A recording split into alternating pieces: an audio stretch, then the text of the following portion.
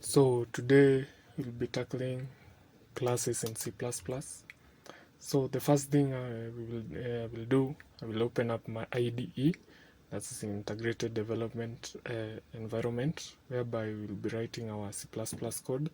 You can use any IDE of your choice. There is Visual Studio, or anything that you are familiar with, Sublime, if you are familiar with it. But in this video, we'll be using code blocks. So the first thing I will do, I will create a new project, then select the console object. There are many templates over here that you can, many applications you can create with the C++, but I will be working with the console because we want to display our output on a console. So go, then you select C++, not C, because we'll be handling C++. Okay, next. Then the name of the project, I will name it app. So here you can specify where you want your project to go.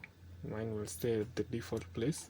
So, okay, so I go next, then next, finish. Okay, over here, there is this, on your left hand side, there is this panel over here, whereby it's saying workspace or app, sources. Over the sources, when you hover on the sources, you enter the sources folder, you will come across the main.cpp. You double click it. Okay, double click it, it will give you some code which has been pre-written by the compiler, the starting up code. This is the starting up code in C++. This is how C++ structure code should look like. So because we're handling classes, we will define a class under the using namespace std. This is because the class that we are about to define is user defined. So anything that which did not come with the compiler, it's called a user defined. Another example of user defined function, let's say you want to write a function to return the sum of two numbers or the area of something. So in this case, we'll be using the classes as the user defined data type. So defining a class, you start with the keyword class, then the name of the class.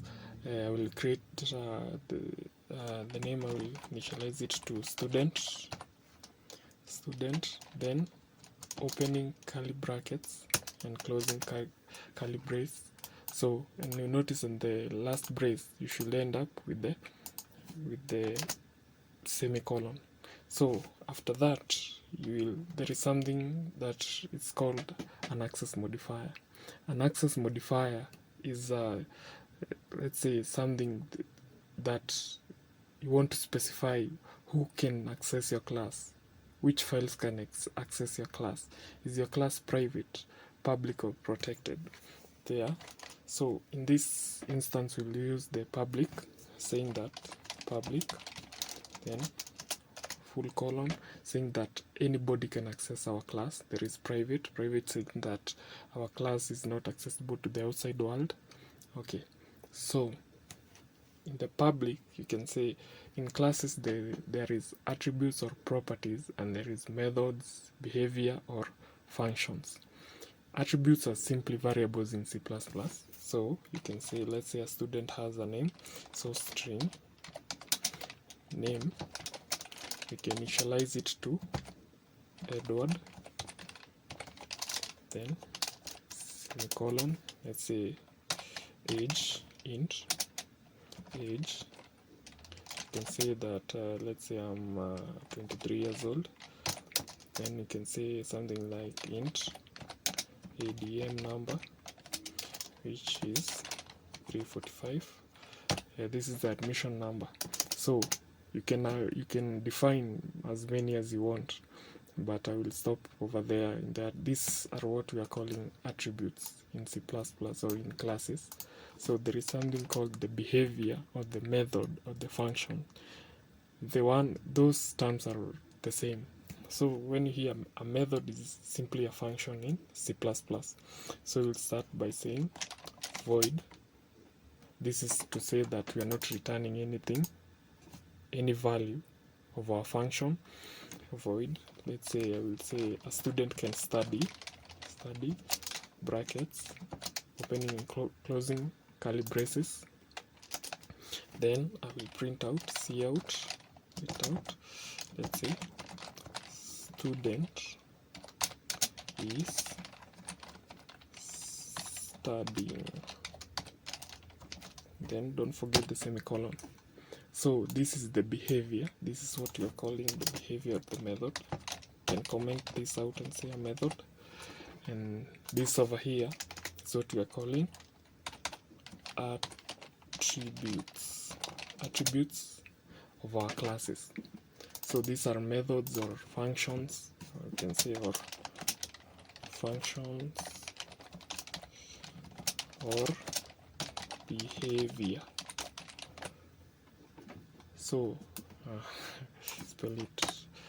Okay, so this is what we call, this is the behavior of the method, and these are attributes of our class student. So how can we access these values?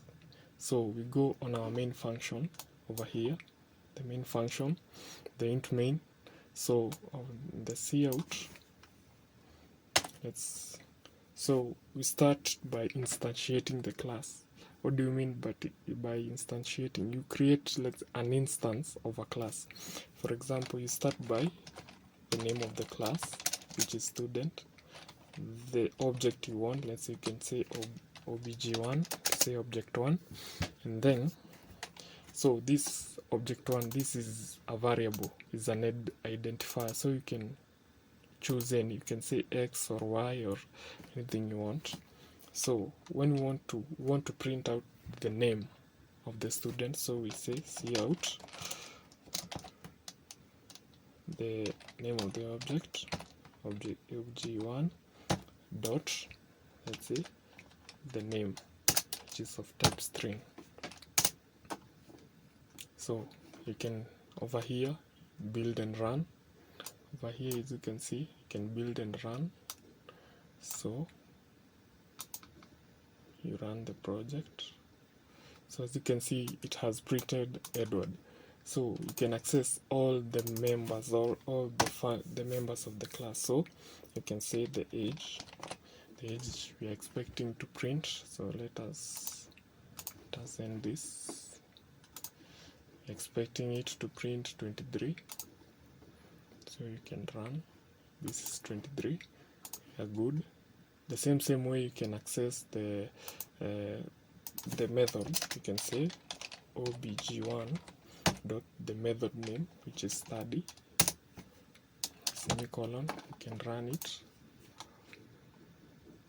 You can say student. You can see student is running, and the 23 over here. The 23 over here is this line of code here.